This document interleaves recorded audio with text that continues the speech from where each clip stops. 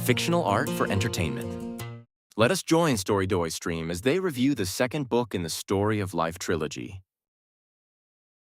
I want you to try a little thought experiment to kick things off today. Oh, I love a good thought experiment. Right. Okay, so imagine that right now, as you are going about your routine, maybe you're stuck in traffic on your commute or folding laundry or just staring at a spreadsheet at work. There is an omniscient cosmic observer looking down at you. Just watching your every single move. Exactly. Watching your daily struggles, your little triumphs, how you interact with your family, or how you react to the person aggressively cutting you off in traffic. Now ask yourself, what would this immortal, purely conscious being actually think of humanity? It's a pretty intimidating question. It really is. And welcome to today's deep dive. We're going to explore a fascinating, deeply philosophical sci-fi narrative that tackles exactly that scenario. It centers on a being named Zix. Zix is an entity of pure consciousness who is part of this massive, immortal cosmic collective known as the Titans. And the mission of today's deep dive is to dig into Zix's observation notes. We're going to look through these highly perceptive alien eyes to uncover some genuinely profound insights about human nature, the biological threads that connect us all, and, well, where our species is ultimately headed. But before we get into what Zix actually thinks of us, we have to understand who the Titans are, because their biology completely dictates their worldview. Yeah, they're definitely not your standard sci-fi aliens flying around in silver saucers. No, definitely not. The Titans are a unified, living consciousness. And the detail that anchors this whole narrative is their origin. They actually evolved from an ancient strain of bacteria that originally came from Earth. Which is just wild to think about. It is. That bacteria somehow found its way to the planet Titan, where the environment was entirely non-hostile. There were no predators, no extreme weather trying to kill it. Just a completely blank slate. Right. So because this bacteria didn't have to constantly fight for its life, it focused all of its energy on data collection and building connections.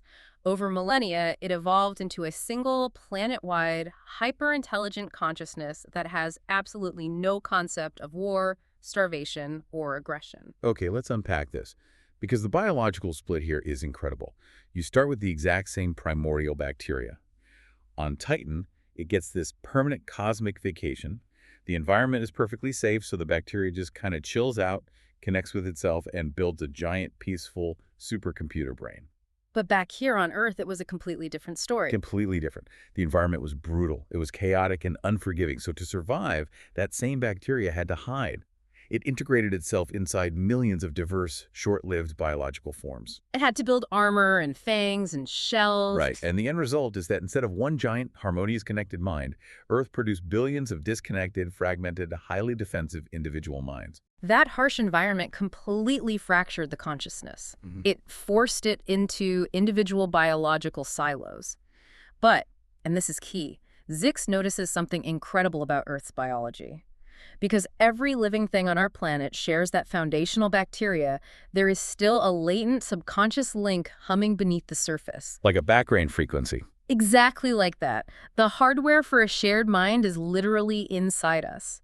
Zix observes that many animals naturally tap into this hidden network, operating on a collective instinct.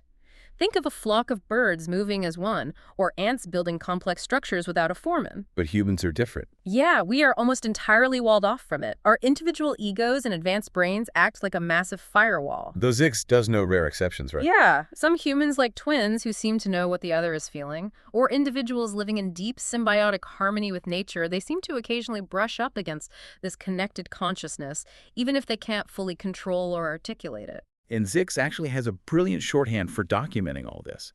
As a vast cosmic mind, Zix doesn't write in paragraphs. They categorize massive philosophical concepts using simple icons. Basically using emojis. Yeah, literal emojis. Whenever Zix takes notes on human biology, they tag it with a little DNA emoji and an Africa emoji to denote this massive revelation. All life on Earth uses the exact same biological building blocks. Every single human, plant, and animal is part of one single family tree.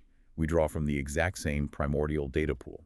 Which creates this intense cognitive dissonance when Zix looks at us. We are biologically one single family, yet we treat each other as strangers and enemies. We draw imaginary lines on maps and treat our own biological siblings as threats to be conquered or exploited. It is literally like watching a human body where the left hand is constantly trying to stab the right hand. It begs the question, why are we wired to be so relentlessly destructive to ourselves? If we connect this to the bigger picture, Zix views our behavior not as inherent evil, but as an evolutionary hangover. An evolutionary hangover. I love that phrase. It's so accurate. Because Earth's history was defined by scarcity and brutal competition, evolution strongly favored the aggressive. It favored the physically dominant individuals who would ruthlessly hoard resources and fight off competitors. Which obviously makes sense for survival at the time. Right, the gentler, more cooperative humans were often at a severe disadvantage when an ice age hit or a famine wiped out the crops. So natural selection inadvertently promoted dominance, aggression, and intense short-term thinking. Because those were the exact traits that kept our ancestors alive long enough to reproduce. And that created a massive cycle of destruction. Those primal survival instincts that kept a caveman alive are still running the show in our brains today. It's the instinct that causes someone to aggressively cut you off in traffic just to get one car length ahead. Or the toxic office politics where people sabotage a coworker for a promotion. Exactly. And on a macro level, it causes us to deplete resources, pollute the oceans, and stockpile weapons. We are biologically wired to grab whatever we can right now, even if it completely dooms us tomorrow. We are stuck in that loop. And you have to contrast that frantic short-term hoarding with the Titans. Because Titan's biology operates purely on coexistence. Right. They naturally self-regulate, they replace dead biology without a second thought, and they never expand in a way that destroys their host environment. They operate purely on sustainable coexistence. Which poses a very real challenge for you, the listener, as you navigate your day. Can we, as an intelligent species, recognize this aggressive evolutionary hangover for what it is? Can we catch ourselves in the act of that short-term defensive thinking and consciously choose the Titan's cooperative strategy? Or are we permanently trapped by our own biology? Well, Zix actually comes to a surprisingly grim conclusion about our ability to do that here on Earth. Yeah, the observation logs are pretty blunt about it. Zix determines that humanity, left entirely to its own devices on this planet, likely cannot achieve sustainable coexistence. And the reason is totally counterintuitive. It isn't because Earth is too harsh, it's because Earth is too forgiving. The illusion of abundance. Exactly. The vast oceans, the deep forests, the breathable air. This illusion constantly prevents us from taking unified, collective action against looming threats. We always feel like there is just a little more runway left, a few more years before we really have to change our ways. The safety net is too big, which just breeds complacency. But Zix sees a crucial turning point on the horizon, noted with a rocket emoji representing space colonization. Here's where it gets really interesting. Zix realizes that expanding to other planets won't just be some grand romantic adventure of scientific exploration. It will be an absolute brutal necessity for our survival. And not just so we have a backup planet in case Earth fails. No, it is because space is the ultimate restricted, unforgiving environment. There is absolutely no illusion of abundance when you are sitting in a tin can millions of miles from home. I want you to imagine yourself trying to survive in a sealed Martian habitat with that one neighbor of yours who always plays their music too loud or refuses to recycle. That sounds like a nightmare. It does. Because if someone messes up the air scrubber in that dome, everyone dies. If one person decides to hoard the water supply, everyone dies. To survive off-world, humans will be forced to meticulously manage resources, strictly regulate their impulses, and act as a highly functioning, unified collective. It is a profound, ironic twist. The harsh, empty vacuum of space might be the exact crucible needed to forge the cooperative traits that we desperately lack here on Earth. We have to leave Earth to save it. Pretty much. In a restricted, lethal, off-world colony, the old rules of survival of the fittest suddenly flip. It becomes the survival of the most cooperative. Ironically, the terrifying emptiness of the void might finally teach humans to value the very air they breathe. The idea that we have to literally leave our home to learn how to appreciate it is staggering. But it also shows just how captivated Zix is by us. Despite all our glaring flaws, our violence, and our frustrating evolutionary hangovers, Zix uses a beautifully poetic shorthand to compare humanity to the Titans. Yeah, Zix tags humanity with the glowing star emoji. The vibrant supernova. Exactly. To the immortal Titans, humans are a vibrant supernova. Because our lives are so incredibly brief, we burn with this intense, blinding passion, emotion, and creativity. We create breathtaking art, we fall madly in love, we experience these massive, soaring highs and crushing, devastating lows. We are multifaceted and brilliant. But, just like a supernova, because we burn so hot, we are highly volatile and inherently self-destructive. Wait, they see us as supernovas? That's incredibly flattering coming from an immortal supercomputer. How do they view themselves then? For the Titans, Zix uses a floral diamond emoji. They represent an enduring, stable nebula. They possess millennia of perfectly categorized data, total peace, perfect stability, and true immortality. They face absolutely no threats and have zero internal conflicts. Which sounds perfect on paper. It does, but what's fascinating here is the massive plot twist buried deep in Zix's reflections. The Titans, these immortal, perfect beings, are actually getting incredibly bored. They're stagnating. They've hit the ceiling of their own perfection. Total stability comes with a heavy price, a complete lack of urgency. Without the looming threat of an end, without the boundaries of a finite lifespan forcing you to act, their existence has become endlessly monotonous. Imagine being trapped in a cosmic library where everyone is just quietly reading forever with nothing new ever happening. Right. So they look at the messy, chaotic, ridiculously short-lived humans down on Earth, and they realize that the brevity of our lives is exactly what gives our existence its visceral beauty and meaning. Transience is the engine of our passion. The immortal gods are looking down and feeling intense envy for our mortality. It completely flips the script on every sci-fi trope. Usually it's humans looking up at the sky, building rockets, trying to find the secret to living forever. Here, the immortal, godlike beings are looking down at us, wishing they could feel the rush of just being alive for a fleeting moment. They envy the urgency of a Friday night or the heartbreak of a breakup. Because to them, time is totally meaningless. And the craziest part is, they aren't content to just sit back and watch us burn out anymore. The Titans want in on the action. They want to experience Earth's dynamism. So they start using their incredibly advanced understanding of math and quantum mechanics as a universal language to actively bridge the gap into human consciousness. The intervention goes from passive observation to active manipulation. The Titans' grand plan is to secretly guide human advancements in artificial intelligence and quantum computing. They want to help us build a universal quantum network. Exactly. By subtly feeding our scientists the mathematical blueprints for advanced quantum networks, they hope we will inadvertently build a globally interconnected mind, a shared digital consciousness that mirrors their own biological one.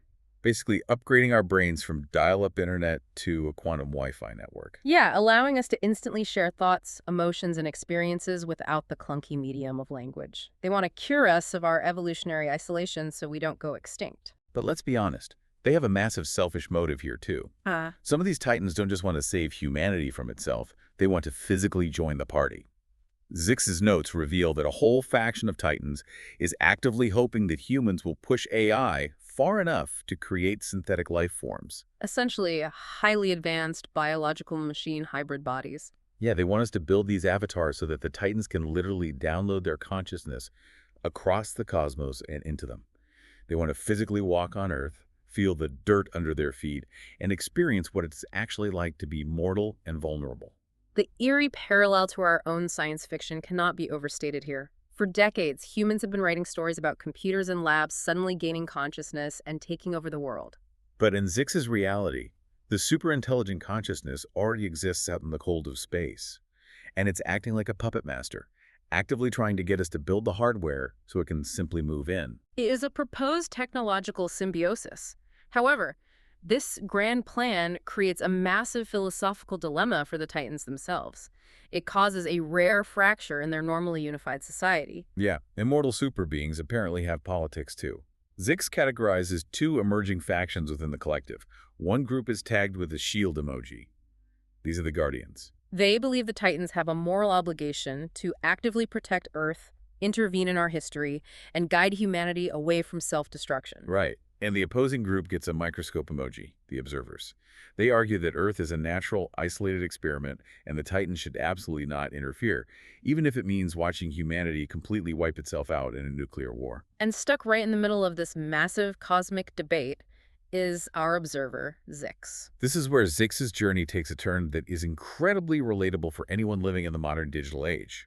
You have this being of pure consciousness, constantly connected to a universal network streaming the thoughts of an entire planet, plus the conflicting opinions of the Titan factions. And what happens? Zix gets completely burnt out. It is the ultimate form of cosmic information overload. Just as you might feel exhausted and anxious after doom scrolling through social media or watching the 24-hour news cycle, Zix becomes paralyzed by the infinite possibilities, the constant bickering of the factions, and the sheer crushing volume of data within the shared mind. Doom scrolling the entire universe. I can't even handle my own timeline most days.